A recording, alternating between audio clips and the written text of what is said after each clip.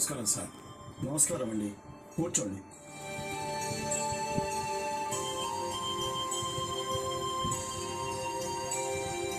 చెప్పండి. మొన్న మా సర్వే నెంబర్తో ఉన్న పొలం విషయంలో సమస్య వచ్చింది కదా, అది పరిష్కరించుకున్నాం సార్. ఇవిగోండి డాక్యుమెంట్స్, ఒకసారి చెక్ చేయండి. ఇటు ఇవ్వండి.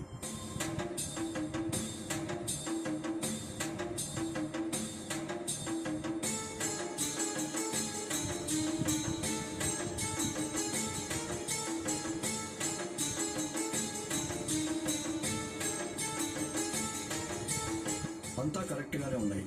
ఇప్పుడు ఏం చేయాలనుకుంటున్నారు? ఇతని పేరు రిషి. హలో. హలో. ఇందులో 1 ఎకరాన్ని ఈయన పేరుతో రిజిస్ట్రేషన్ చేద్దాం అనుకుంటున్నాం. వీలైతే ఈ రోజే రిజిస్ట్రేషన్ చేయించాలనుకుంటున్నాను. No problem. రిజిస్ట్రార్ గారు కూడా అందుబాటులో ఉన్నారు. ఈరోజు చేయించేద్దాం. మీ ఫ్యామిలీ మెంబర్స్ సంతకాలు కూడా అవసరం అవుతాయి. నా భార్య సంతకమే కదా, నేను ఇప్పుడే వెళ్ళి తీసుకొస్తాను. మీ భార్య సంతకం ఒకటే సరిపోదు సార్. భవిష్యత్తులో ఈ ప్రాపర్టీకి వారసులు అయ్యే వారందరి సంతకాలు కూడా కావాలి. అంటే మీ భార్య, పిల్లలు అందరి సంతకాలు అవసరం. నా భార్య, చిన్నమ్మాయి ఇక్కడే అందుబాటులో ఉన్నారు.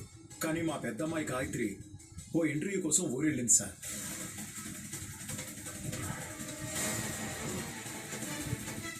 గాయత్రి ఊరు వెళ్ళిందా? నాకు తెలియనే లేదు. అంత రహస్యంగా వెళ్ళాల్సిన అవసరం ఏంటి? ఆమెది కూడా ఆస్తిలో హక్కు ఉంటుంది. తను కూడా అంగీకరిస్తున్నట్టు తప్పకుండా సంతకం చేయాలి. అప్పుడే భవిష్యత్తులో ప్రాబ్లం రాకుండా ఉంటుంది. అయితే తను వచ్చాకే రిజిస్ట్రేషన్ చేయిస్తాను సార్. అదే మంచిది.